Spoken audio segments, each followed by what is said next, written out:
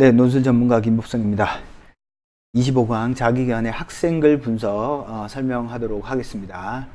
학생글 분석에서 이 글은 실제로 대학에서 요 정도면 잘 썼다라고 하는 학생 글이고요. 이 글을 보는 가장 큰 이유는 대학은 어떤 글들을 진짜로 요구하는지, 그리고 자기견해를 요구할 때 어떤 정도의 수준의 글을 요구하는지, 대학이 잘 썼다고 한 글을 보여줌으로써 여러분들이 요 정도를 써야 되겠구나. 특히 이제 이 문제는 연대 문제니까 지금도 비슷한 유형의 형태의 문제가 자주 기출되니까 그런 맥락에서 이 문제를 실어 놓았습니다. 자, 계신 분들을 글을 보면서 한번 차근차근 이야기를 한번 해보겠습니다. 자, 학생글 분석입니다. 학생글. 자연 상태에서 이기적인 인간들이 상호 이익을 위해 협력하도록 하기에 보다 적합한 인간관계는 제시문 나의 인간관계다. 자, 논제가 요구한 뼈대가 뭐였죠? 바람직한 인간관계를 쓰고, 그죠? 서로 다른 인간관계 중에서 그 이유를 서술하시오. 그걸 요구했습니다. 제가 여기 1번, 2번을 붙여놓은 건 문장 번호를 다 붙여놨어요. 그래서 각각의 개별적인 문장들이 어떤 점에서 좋고 어떤 점에서 나쁜지에 대해서 책에 다 실어 놓았습니다. 물론 여기서는 강의를 중심으로 하겠지만 여러분들이 복습할 때는 한번 책을 보면서 점검해도 조금 도움이 될 것 같아요. 자, 앞부분부터 직접적으로 나가 더 바람직하거든 이라고 분명하게 두 가지식으로 밝히고 있습니다.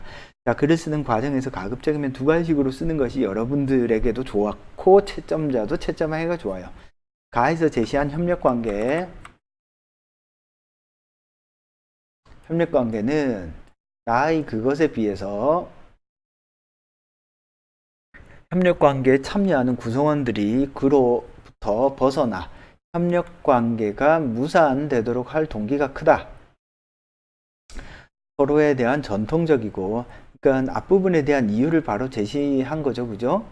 가와 같은 인간관계는 협력관계라고 하는 것이 무산될 개연성이 더 높다라는 겁니다. 서로에 대한 전통적이고 관습적인 신뢰를 바탕으로 하는 협력관계는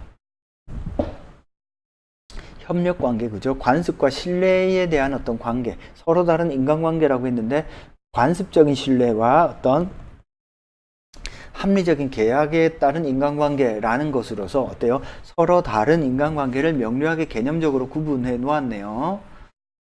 협력관계보다 협력의 불이행에 대한 제재가 약하고 제재 대상도 명확하지 않기 때문이다. 그러니까 공동체적 인간관계는 워낙 오래된 전통적 관계이기 때문에 조금 무시하고 넘어가도 뭐 크게 제한이나 무리가 없다, 이런 얘기입니다. 물론 오래된 관습적인 협력 관계에서도 협력을 이행하지 않은 구성원에 대한 제재가 없는 것은 아니지만 이렇게 뭔가 반박을 하고 재반박을 하는 구조네요. 그죠? 나의 협력 관계에 비해 인간적 정감을 바탕으로 하며 오랜 관습과 전통에 의존하는 만큼 경직적이라는 점에서 계약 불이행자에 대한 유연한 조치가 어려울 수밖에 없다. 뭔 말이죠? 이게 좀 문장이 조금 어렵네요. 그죠? 인간적 정감을 바탕으로 하기 때문에 계약 불이행자에 대해서 더욱더 유연한 조치가 가능한 거 아니에요? 이거 앞뒤 말이 안 맞는 것 같은데요. 오랜 관습과 전통에 의존하는 만큼 경직적이다. 오랜 관습과 전통에 의존하는 만큼 더 유연할 수 있지 않은, 유연한 거 아닌가요? 유연한 조치가 어렵다라는 이 말은 어떤 것과 조금 또 충돌되나요? 협력관계라고 하는 것은 전통적인 신뢰관계를 바탕으로 하기 때문에 계약 불이행하고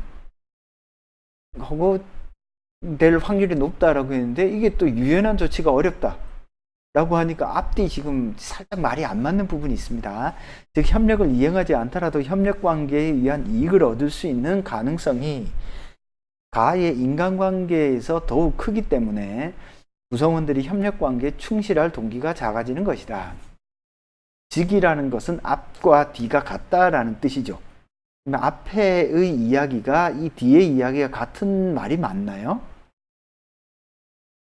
협력에 의한 이익을 얻을 수 있는 가능성이 가의 인간관계에서 더욱 크기 때문에 구성원들이 협력관계에 충실할 동기가 작아지는 것이다.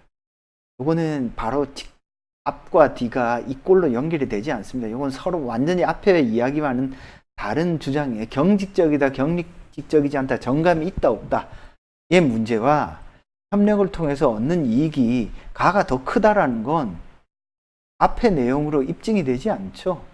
이 내용은 오히려 여기 3번 문장하고 조금 더 연결되는 것 같아요. 또한 현대사회가 가족, 민족, 국가의 범위를 초월하여 세계화가 진행되고 있는 상황에 직면하게 되었다는 점에서, 자, 이 학생은 그래서 크게 앞부분에서는 어떤 협력 관계가 유지되는 어떤 관계, 그 다음에 어떤 세계화, 현대사회에서 어떤 세계화의 시대에서의 어떤 관계, 협력 관계를 지금 검토를 하고 있네요. 그죠? 합리적이고 분명한 협력 관계의 중요성은 더욱 커지고 있다. 재심은 가의 신뢰는 가족이나 마을 사람과 가족이나 마을과 같은 소규모 집단에서 통용될 수 있다. 관습과 전통이 형성되기 위해서는 오랜 시간이 걸리고 얼마 전까지만 해도 인간은 그러한 소규모 집단 내에서만 살아왔기 때문이다. 현재 인간에게 전 세계로 확대된 활동 범위에 적용할 수 있는 관습과 전통은 존재하지 않는다. 그러나 모든 인간은 이성을 가지고 있기 때문에 이에 의거한 명확하고 합리적인 협력 관계는 세계화 속에서 그 힘을 발휘할 수 있다. 따라서 협력 관계를 지속적으로 유지하고 세계화 속에서 적응할 수 있도록 하기 위해서는 합리적이고 분명한 계약을 통해 협력하는 인간관계를 추구해야 한다. 대략적인 어떤 맥락으로서는 어떤 의도로 썼는지는 조금 감이 잡히네요. 그죠? 현대사회의 어떤 특징을 잘 검토했다라는 점에서 조금 괜찮은 그림 같습니다. 그리고 마지막 부분에서 그러나 모든 인간은 이성을 가지고 있다 라는 측면에서도 어때요? 그래서 이 학생의 글의 논의는 크게 어떤 세 가지 축입니다. 협력 관계, 인간적 관계가 계속 유지되는 측면 하나, 그 다음에 이 세계화 시대에서의 어떤 상황 하나, 그 다음에 이성이라는 어떤 측면에서 보면 어떤 게 더 유리하다? 가와 같은 계약적 인간관계가 현실에서 더 유용하다라고 이야기하는 것이 이 글의 큰 어떤 논리적 흐름이네요. 그죠? 그런 맥락에서 보면 앞부분에 조금 논리적으로 충돌되는 부분은 있지만 전체적인 어떤 일관성의 측면에서 보면 학생이 의도한 어떤 내용들이 잘 드러나는 부분은 좀 괜찮은 것 같아요. 가장 아쉬운 부분은 제가 이 뒷부분에 또 써놨습니다. 가장 아쉬운 부분은 어떤 부분이냐면 전통적 관계라고 하는 것이 구성원에 대한 제재가요 훨씬 더 강할 수 있어요. 이웃 사람이 누가 있고 옛날 같으면 이웃집 숟가락이 몇 개 있는지까지 안다라고 하잖아요. 그런 상황에서 뭔가 공동체의 관계를 유지하지 못하는, 즉 공동체의 규율을 깨는 행위를 했다라고 칩시다. 어떻게 될까요? 공동체에서 완전히 배제돼요. 그죠? 그럴 위험성이 있죠. 자, 공동체에 들어왔는데 공동체의 규칙과 약속을 안 지켜요. 그러면 어떻게 되죠? 왕따 당해요. 여러분들 귀농한 사람들이, 도시에서 귀농을 한 사람들이 잘 적응하지 못하고 나와요. 왜? 그 시골 마을의 규칙과 규범을 모르고 나는 도시에서 이렇게 살아와서 나름대로 배워왔기 때문에 내 나름대로의 방식대로 하겠다? 가서 다 깨지고 다 왕따 당해서 다시 역귀농하는, 다시 도시로 올라오는 그런 사람들 아주 많아요. 무슨 얘기냐면 공동체적 관계는 명시적이지 않을 뿐이지 그 인간과 인간 사이의 내밀한 관계의 밀도라고 하는 것은 어마어마하게 강하기 때문에 오히려 더 함부로 하지 못해요. 역설적으로. 따라서 이 학생이 공동체적 관계가 가지고 있는 관계의 어떤 충분한 어떤 의미, 의도라고 하는 것들을 잘 읽어내지 못한 것 같아요. 가를 보면 어떤 것들이 있죠? 물건을 사고 팔 때, 그죠? 누구를 찾으러 가면 얘가 어디에 있는지 다 알아. 그죠? 얼마나 인간관계가 내밀하고 촘촘해요. 그죠? 구성원에 대한 제재가 없을 것 같아요? 아주 강렬하게 있어요. 공동체의 어떤 규칙과 규율을 준수하지 않으면. 그래서 시골에 내려가서 땅을 사잖아요.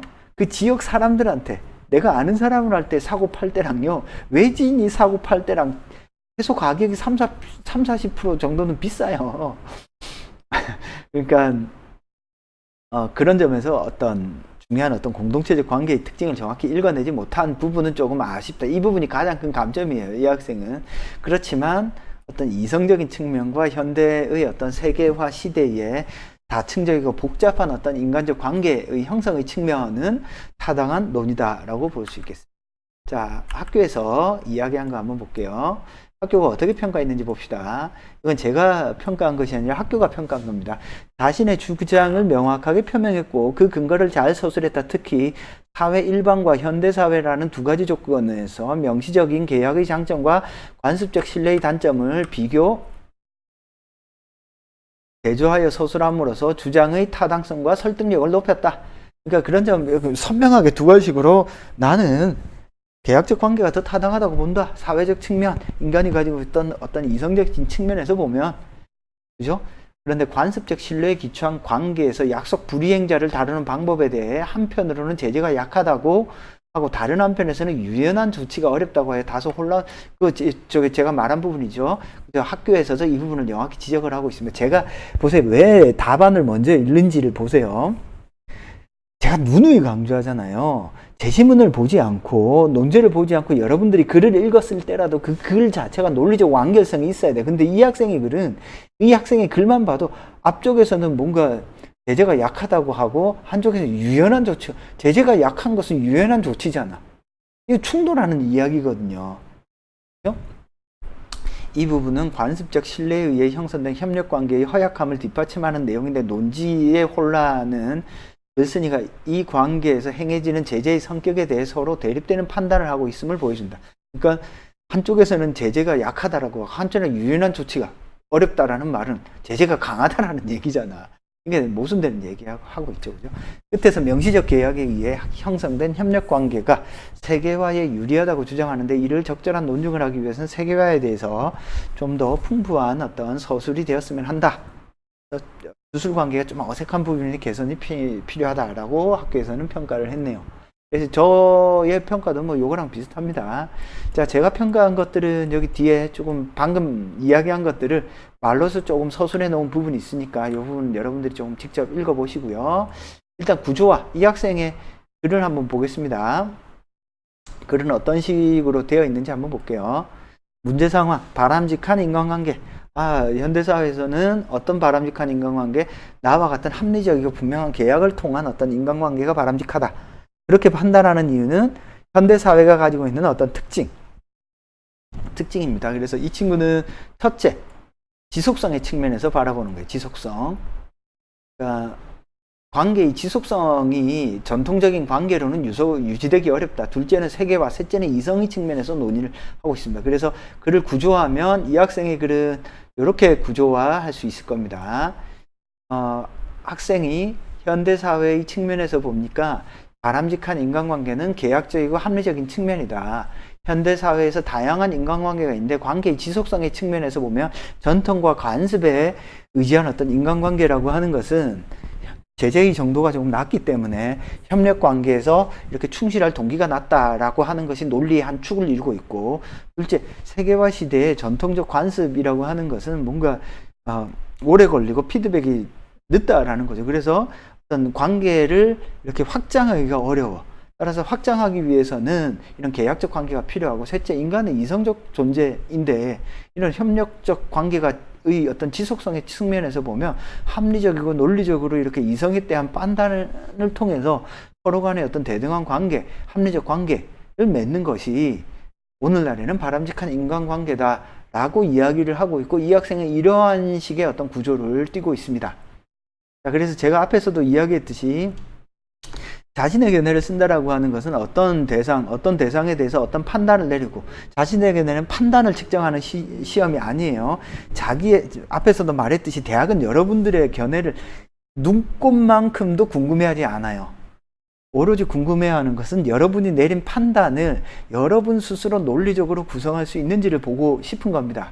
자, 이 학생의 글은 앞부분에 논리적인 어떤 충돌이 나는 부분이 있긴 하지만 그럼에도 불구하고 긴 글을 자기 스스로 800자 정도 되는 글들을 자기 스스로 구성했다라는 겁니다. 이런 점에서 좀 괜찮은 글이다라고 볼 수 있을 것 같습니다. 그래서 자기견의 핵심은 여러분들이 여러분 스스로 논리의 핵심을 구성해낼 수 있는가, 이게 중요한 포인트다라고 볼 수 있겠습니다.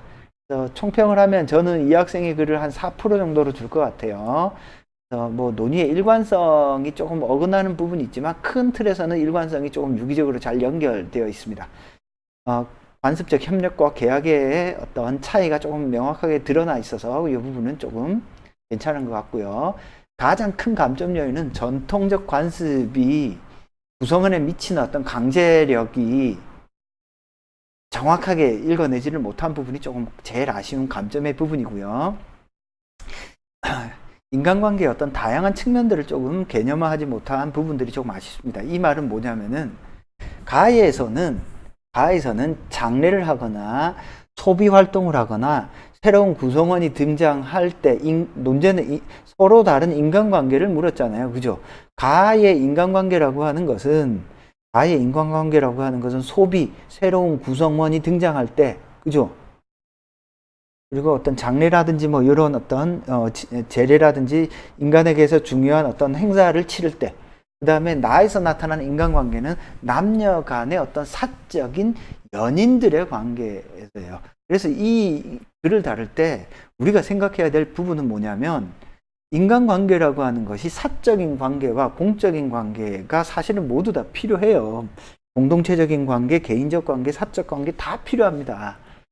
근데 중요한 건 뭐냐면, 이 인간관계 중에 사적인 관계가 공적인 영역에 들어갈 때 문제가 생기고요. 사실 공적인 관계를 사적인 관계까지 다 들이밀어서 하나하나 계산적으로 따지는 게 사실은 문제가 되는 거예요. 그렇죠? 현대사회는 이 두 개의 관계가 모두 필요합니다. 다만 이것이 서로의 영역을 침범하게 될 때 어떤 일이 벌어져요? 사회가 삭막해지고 어때요? 비리가 생기는 어떤 일들이 벌어지는 겁니다. 글 전체가 조금 일반적으로 흘러서 다소 추상적입니다. 인간관계를 물었으면 구체적인 인간관계에 대한 이야기를 해줘야 되는데 추상적으로 흐른 게 조금 제일 아쉬운 부분 같아요. 제가 첨삭을 할 때 이런 첨삭에 대한 총평을 보내는데 학생들이 이런 것들을 조금 활용을 했으면 큰 도움이 될 것 같아요. 자, 자기견의 핵심 포인트 마지막으로 정리 한번 합시다. 자기견에서 제일 중요한 것은 문제 상황입니다. 문제 상황이 정확히 드러나지 않으면 좋은 글이 되지를 않아요. 자신의 견해가 분명하게 밝혀야 되고요. 자, 기준을 명확히 제시해야 됩니다. 나는 어떤 기준에서 이 문제 상황을 바라보고 있고 이 기준을 통해서 보니 나는 어떤 수직 수평적 근거를 제시할 거야. 자, 만약에 기준이 제시문 안에 들어있어요. 예를 들어서 가를 토대로 해서 나에 대한 자신의 견해를 쓰세요. 그럼 가를 토대로 할 때 가에 기준이 들어있을 수 있습니다. 그럴 때는 가에서 그 기준을 찾고 여러분이 찾아야 될 건 4번입니다. 그죠? 수직 수평적 근거를 찾아야죠. 그런 다음에 구체적인 어떤 사례를 조금 떠올려 보는 게 좋고, 자기 견해를 쓸 때는요, 첫째, 둘째를 쓰거나 반박, 재반박 구조로 써보는 연습을 하시면 큰 틀에서 글을 구성하는 데는 무리가 없겠습니다. 알겠죠? 무슨 말인지. 저 합격숙이네요. 요건 뭐 읽어보시고요. 요건 성대에 들어간 학생입니다. 성대랑 이대 두 군데 합격한 학생이네요. 지원이네요. 그죠? 여러분들 뭐 열심히 하면 충분히 논술 다 합격할 수 있고요. 최근의 경향은 논술 전형에서 최근의 경향은 내신 반영 비율이 조금 줄어드는 추세고요. 논술 전형에 있어서 합격을 이제 거의 논술로 결정하는 경향이 좀 더 강해진 어떤 추세입니다. 최근 한 2년 동안은 내신 한 4등급 학생들도 합격하는 학생들이 비율이 늘었죠. 한때는 내신이 이렇게 4등급, 5등급 학생들이 합격하는 어떤 소식이 거의 안 들렸던 적이 있어요. 한 3, 4년 전에는. 근데 최근에는 조금 4등급, 5등급 학생들의 합격 비율들이 점차 늘어나는 어떤 추세에 있습니다. 그래서 입시가 지금 학종은 학종 중심으로 뽑고 논술은 논술 중심으로 뽑고 하는 경향들이 좀 더 강화되는 것이 오늘 요즘의 어떤 입시의 추세인 것 같아요. 논술 잘하면 대학 갈 수 있으니까요. 자신감 가지고 차근차근 풀어봅시다. 논술에 관한 어떤 질문은 논법.com 게시판에 질문을 남겨주시고요. 궁금한 사항이나 수업에 대한 문의는 1661-5143으로 전화를 주시면 되겠습니다. 자, 오늘 수업은 자기견의 학생글 분석에 대한 이야기입니다. 요 강의로 마무리해서 상위 5%에 드는 법에 대한 설명은 대략 마무리가 된 것 같네요. 이어서 강의는 상위 1%에 드는 법에 대한 설명으로 다음 강의 진행하도록 하겠습니다. 자, 논술에 대한 자신감 가지고요. 다음 시간에 또 뵙도록 하겠습니다. 감사합니다.